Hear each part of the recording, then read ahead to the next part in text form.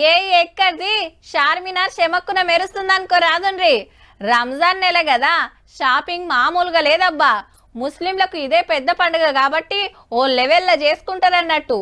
ఇక అన్ని పార్టీలు ఇఫ్తార్ దావతులు కూడా ఇస్తున్నాయి.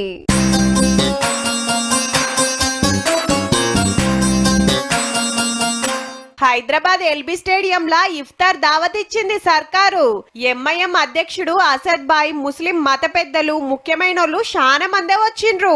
రంజాన్ కానుకలు వంచి మైనార్టీల కోసం ఎన్నో పథకాలు పెట్టినం, అందరం కలిసిమెలిసి ఉండాలి, తెలంగాణను డెవలప్ చేసుకుందామని ఆవాదిచ్చిండు CM Revanth Reddy sir. Cricket ఆడుకునే ఒక యువకుడిని ఈ రోజు మంత్రిగా మొహమ్మద్ అజరుద్దీన్ గారిని ఈ రోజు మనం మంత్రిగా నియమించుకోవడం జరిగింది. 8 మంది మైనారిటీలను వివిధ కార్పొరేషన్లకు చైర్మన్లుగా నియమించుకోవడం జరిగింది. ఇక బీఆర్ఎస్ హెడ్ ఆఫీస్ లా రామన్న ముంగటబడి ఇఫ్తార్ కార్యం పెట్టిండు.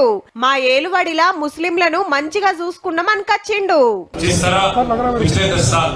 केसीआर साहब के लीडरशिप में तेलंगाना रियासत में हम लोग एक साथ एकजुट होकर रहे, भाइयों की तरह रहे, वैसे ही एक बार रहने के लिए आप दुआ करिए.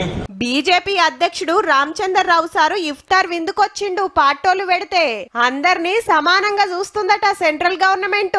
भारत में हम सब मिलजुल कर रहना चाहते हैं, इसलिए नरेंद्र मोदी जी ने कहा है सबका साथ, सबका विकास, सबका प्रयास और सबका विश्वास.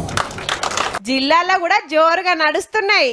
మంత్రులు, ఎమ్మెల్యేలు, ఎవ్వరు ఇలాకలాళ్ళు దావతులు ఇస్తున్నారు. ఈ శుక్రవారమే రంజాన్ పండుగ దగ్గరికి వచ్చింది కాబట్టి చార్మినార్ లా జోరుంది షాపింగ్. తెల్లందాకా నడుస్తుంది అనుకో రాదుండ్రి. ఇక హలీం బట్టీలకైతే ఇరామే ఉంటలేదు, ఏడ జుడు లైన్లు. రుషికమ్మ ఉంటది కాబట్టి అందరు తింటాన్రు మళ్ళా.